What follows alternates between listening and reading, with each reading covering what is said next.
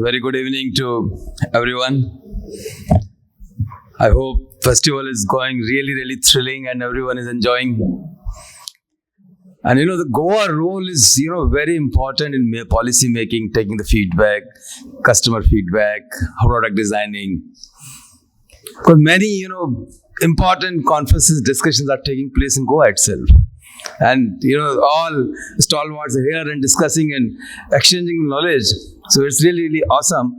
I heard the last panel, and really the way we are thinking, what anchor mentioned that 2032 our honorable Prime Minister said, maybe before that we will become the third largest economy, and of course the BFSI contribution is very important, because we are seeing the kind of digitization in the BFSI sector nowhere in the globe.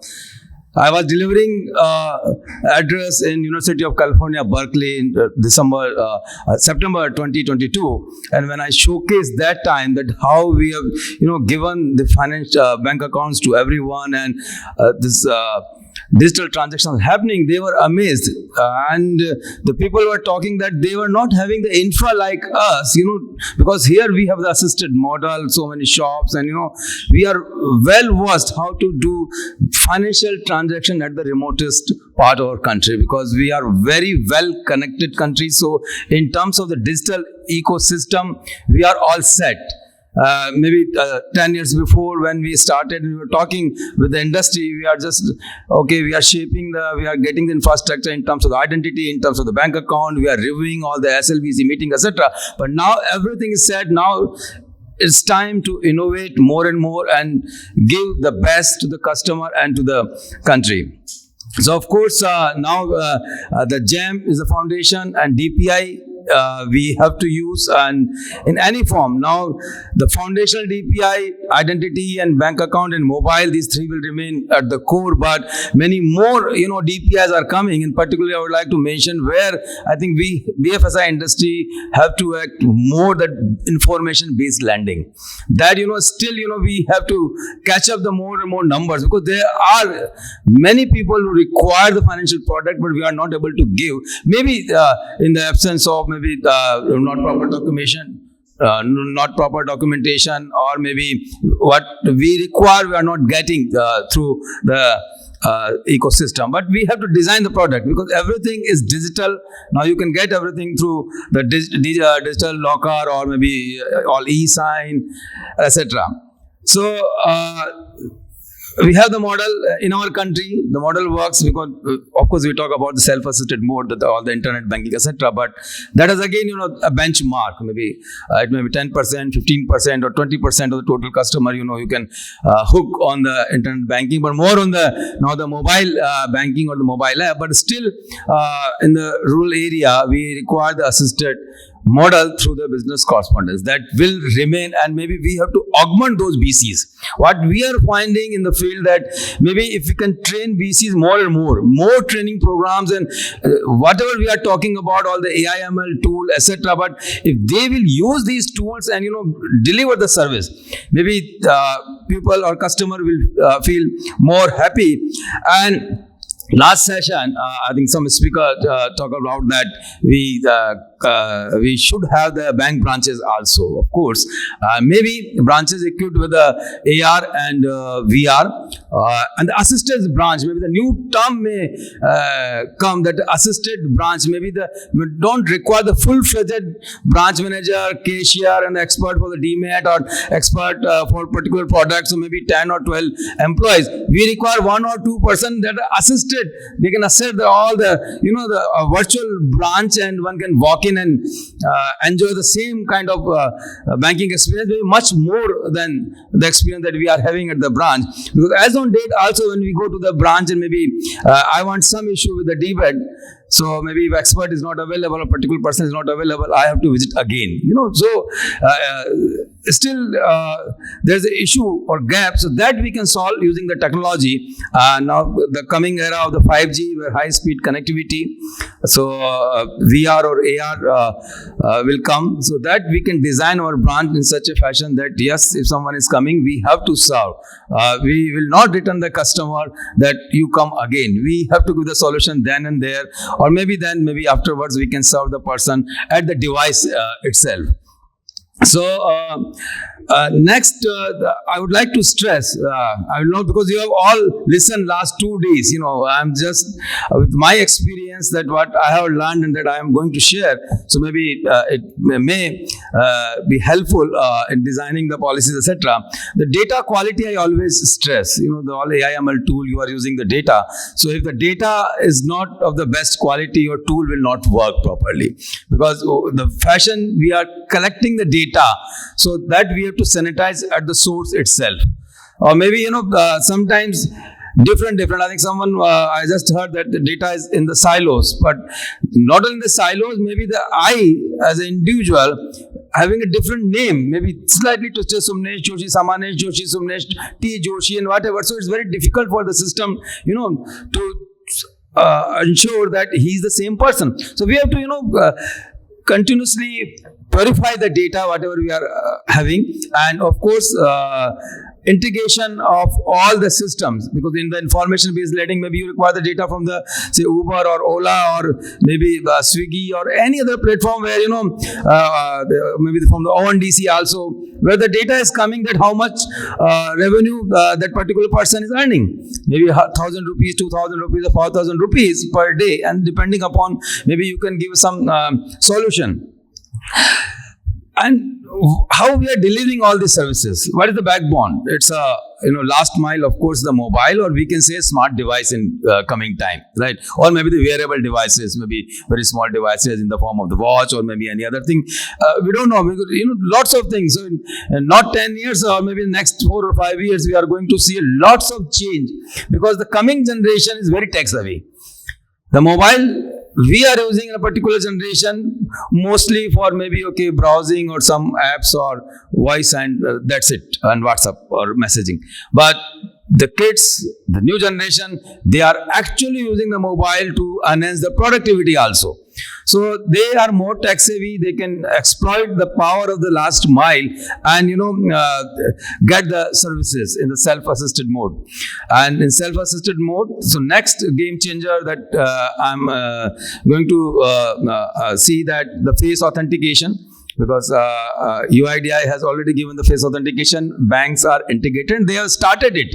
But people are more well versed at the micro ATM, the fingerprint, because we can't change the ecosystem all of a sudden. But devices are there, the handheld devices are there, so we are still connecting the fingerprint device with the mobile device, where mobile can take the face or a picture. So that we are going to see lots of things in the form of the face authentication. And we can club it with the multi-factor authentication. Maybe it's OTP or your own PIN, or maybe whatever, depending upon the risk, what kind of product you are giving. So this mobile, is a very critical piece as on date. If you have lost the mobile, then what you will do? Then you are nowhere that maybe someone can hack your mobile and take on your mobile and then misuse it. By the time you realize that you have lost the mobile, lots of things has happened, right? This is very critical. So for that, Ministry of Communication has already taken a step in the form of the Sanchar Sathi. So maybe here the BFSI sector, they can also contribute, and they can make their customer aware about the initiative taken by the Government of India. I mean, not only Ministry of Communication, any initiative that we take at the Government of India in the interest of the customers. So in the Sanchar Sathi portal, you can lodge the complaint that IMI number that I have lost the mobile. So at least that mobile will get blocked. No one can misuse it. And suppose if someone will activate the mobile with any other mobile number, so it is reported, and there are chances that you will get your mobile back. So this is a good, initiative taken by Ministry of Communication. And one more thing that you are not aware, maybe those who have taken the mobile connection when there was paper KYC sort of thing, and you don't know that how many connections are working on your name. You are thinking that I am having 1 or 2 mobile, but on the same KYC, maybe there are more 3 or 4 mobiles that are working on your name. So again, there's a facility on the Sanchar Sathi portal. You can go and see that how many mobile numbers are working on your name, and you can report that these numbers do not belong to me, so that can be deactivated. Because the way the data explosion or many services are coming using the digital technology, where mobile is going to play an important role. So it's not happen that someone can misuse your KYC in the form of the mobile, like in the bank account also people misuse. And another point that I would like to stress, that the training of the internal employees or your own employees, that is very important. Maybe we are very good in the technology, very well versed in the technology, but still, at the ground level, whether it's a BC or any person who's working in the bank branch or whosoever is interacting with the customer. In the marketing, we call it, the service encounters or the moment of truth. And we do find that our employee, we always remember, oh, she is the best, right? That anticipating the customer requirement and providing service. So sometimes what happens, this what we promise, so in the marketing jargon we call it a service triangle. So what you promise as an entity, sometimes internally employees are not able to meet that promise. I'm not saying, but still there is some gap that we are finding, that we can also work and we can equip them with this all the technological tools. So because customer is the king, and still we need to improve the processes. So that we say, okay, 10 years before the process was that, and 15 years before, and long back, maybe I have seen, and maybe many of you've seen, I don't know how many. It's very difficult to guess the age of the people right now. All are fit, So we used to take the token of that, in the bank. And after 2 hours, we have to take the cash from the counter. So those type of, maybe this generation cannot dream that, okay, this is how the cash is getting, dispensed from the bank branch. But now it's all click away and 24/7 banking we have seen. So, but still there is a scope to improve further all the processes, because maybe when, very simple thing, even many entities, and I keep arguing whenever I am interacting with the BFSI industry, that why you require the PAN card photocopy still.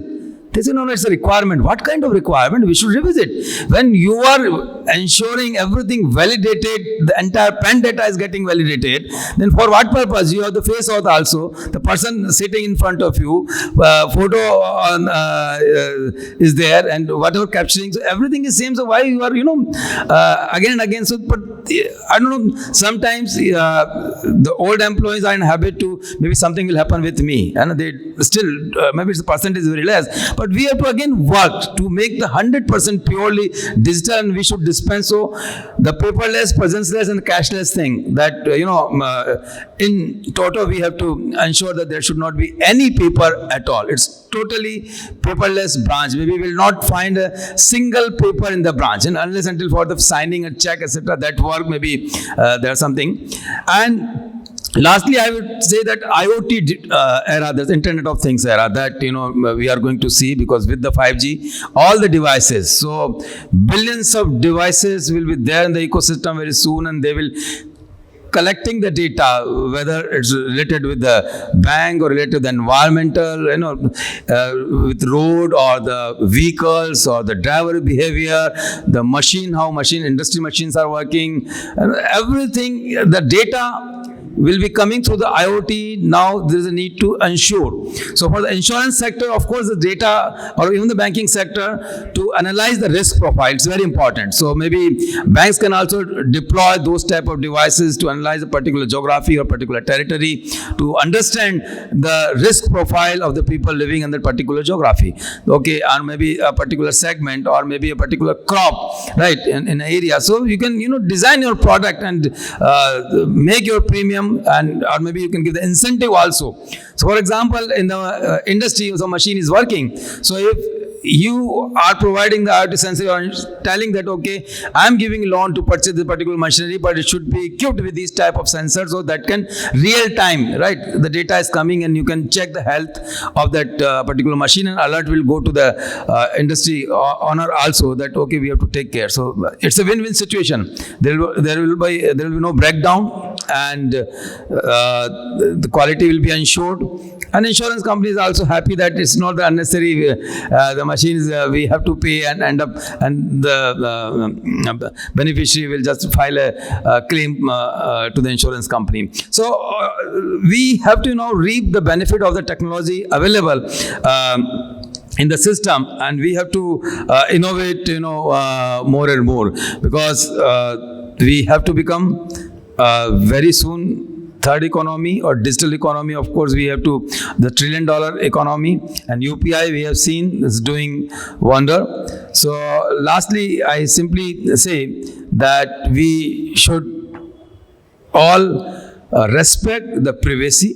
This is the underlying message, because DPDP Act is in place. So the next critical thing for the BFSI industry is, when lots of data will come, we have to ensure data security, because the cyber security, cyber threats is increasing, because the next war will be fought between the countries on this digital space only. So data sovereignty, for that you have to think. Of course, the government of India is making the policies or ensuring it, and there are cloud service providers that is empaneled for the local data localization, and there are certain service we have to give. And RBI, of course, someone has mentioned, very strict control on the the data governance, etc.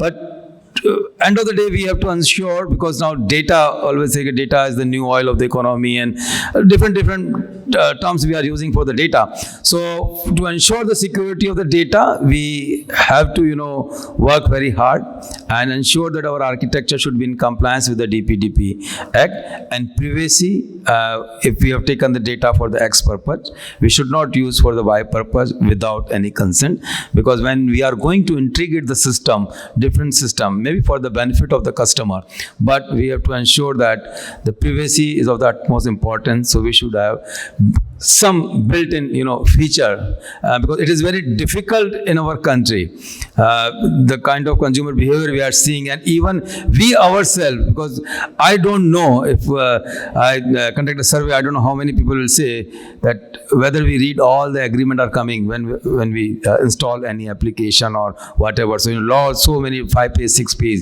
we simply agree. See, we all are in a habit. I don't know if someone is. So maybe, but why we are not reading? So that again we have to think. Maybe we can say, because there are certain bullet points or fine print, maybe we have to ensure that one should read. So for that also the technology has come up that you have to just scroll it and then you can the submit button. But it doesn't mean that someone has read it. So maybe we have to think that it's not that from the legal point of view only, that okay sir, we have compliant. Right. So whatever has happened, now the customer is liable. He or she must have read the agreement. But it's not that. It's our duty also that how to ensure that the customer has gone through the complete agreement. We have to educate them that these are the particular clauses and that can be invoked. So whatever. So that we have to think on this direction also. And even on the cyber threat, I do hear from the BFSI industry sometimes that the frauds are happening because OTP is given by the customer. Right. So why they have given the OTP, and we are running high decibel campaign awareness at all levels. That's fine, but still we have to think as an entity. Can't we design a product that will be foolproof using the multi-factor authentication? Even someone has given the OTP, but still we can say my product is so robust enough that I can ensure that this is given by you only, or maybe some other multi-factor authentication. But we have to think. So it's not the entire honest. We can just simply say it's a customer. We have designed our product now, and this is the rule of the game. You have to follow. This is one side of the story, but as a industry also, we have to think that how to take the customer along with us as a team. If customer is happy, we are happy, nation is happy, and we will become very soon the third largest economy. So thank you. Jai Hind.